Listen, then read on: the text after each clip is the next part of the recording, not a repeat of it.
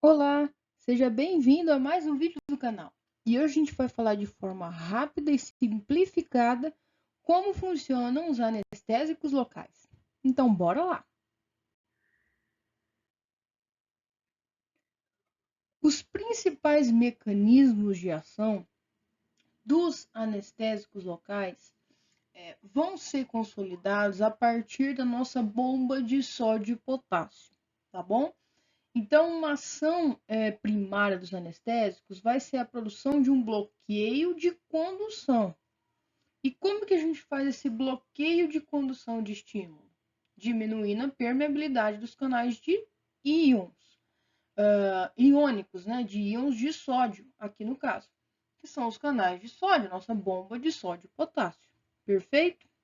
Então, na última aula, a gente viu aquele desenhinho onde tinha lá as bombas de sódio e potássio, e eu expliquei para vocês como que funciona o estímulo nervoso. Se você não viu essa aula, volta uma aula ali atrás que você vai entender melhor, beleza?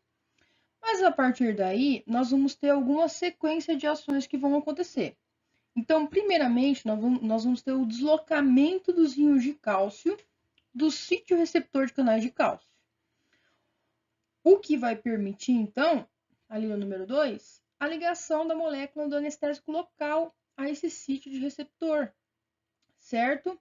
O que produz o bloqueio desse canal de sódio, certo? Então, quando a gente tira os íons cálcio que estão ligados ali no sítio receptor, quem que vai se ligar ali? Vão ser, então, os anestésicos locais, perfeito? E quando o anestésico local se liga ali, e não é o cálcio nesse caso, em vez de abrir esses canais de íons, eles vão fechar, certo? E daí, com esse bloqueio desse canal de sódio, com esse fechamento desse portão, vamos dizer assim, nós vamos ter então a diminuição da condução de sódio. Obviamente, não vai entrar mais sódio ali, nós estamos com aquela parte da molécula fechada, né? E daí vai acontecer então uma depressão da taxa de despolarização elétrica. Lembrando que a gente já falou sobre isso no outro vídeo, tá bom? Então, nada novo até agora, né? E a partir daí, então, vai falhar em obter o nível do potencial limiar, né? Então, quando a gente tem uma diminuição da taxa de despolarização, nós vamos ter, então, um limiar,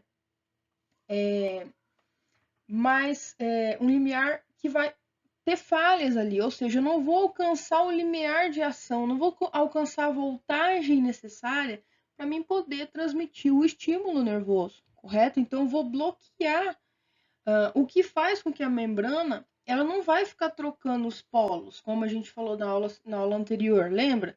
Que invertiam os polos positivos e negativos de dentro para fora da membrana? Então, isso não vai acontecer, vai haver um bloqueio nessa transmissão de estímulo, né?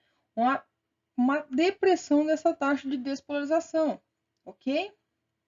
E com isso, vai falhar também o desenvolvimento dos potenciais de ações programados, né? O que é isso, né?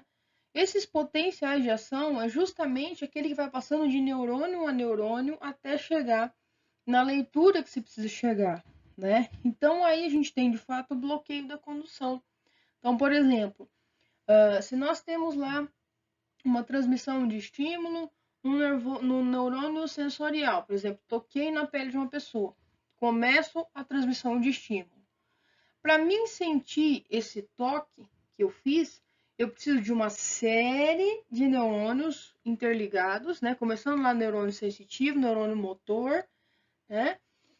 Tudo aquilo que a gente já conversou, para ter o estímulo e chegar lá no meu cérebro para mim transmitir isso de forma muito rápida e entender que alguém me tocou.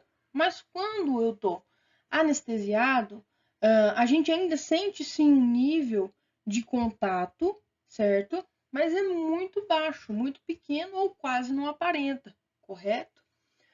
Então, por que isso acontece? Porque a partir do momento que o meu primeiro neurônio, receptor lá do toque da outra pessoa, foi bloqueado, onde eu tive a ação do anestésico se ligando no sítio antes onde tinha lá o cálcio, eu vou bloquear. Então, só esse primeiro neurônio vai fazer a parte dele. A partir daí, ele não vai mais transmitir. Então, automaticamente não vou sentir. Por quê? Porque eu não fiz a conexão da zona ali onde eu sofri a ação até o meu sistema nervoso central para poder interpretar isso daí e, de fato, sentir. Perfeito? Então, é basicamente assim que vai acontecer essa inibição, esse bloqueio da transmissão do impulso nervoso. Perfeito? E como que chama, né? Como que chama isso? Como que chama esse fenômeno, né? Então, o bloqueio nervoso que é produzido por anestésicos locais, presta atenção, anestésicos locais, tá? Anestésicos gerais e anestésicos tópicos podem se dar de forma diferente. Então, aqui a gente está falando de anestésico local, tá? Aquele que você vai colocar na carpule e vai injetar ali na mucosa do seu paciente, perfeito? É denominado, então, bloqueio nervoso não despolarizante. Por que não despolarizante?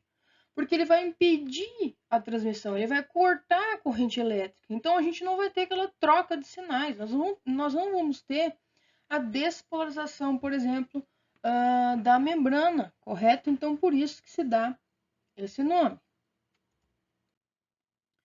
Então, essa foi uma aula bem curtinha, para explicar de forma bem clara, bem objetiva. E a partir daqui, a gente vai começar a falar de cada anestésico, tá? A gente vai falar da pilocaína, benzocaína, né, que é o famoso benzotope. A gente vai falar de todas as outras drogas que a gente usa clinicamente, detalhadamente. O que é amida, o que é éster, qual é a forma de ação, né? E uma outra aula a gente ainda vai falar qual que é a ação dessas drogas em cada tipo de paciente, né?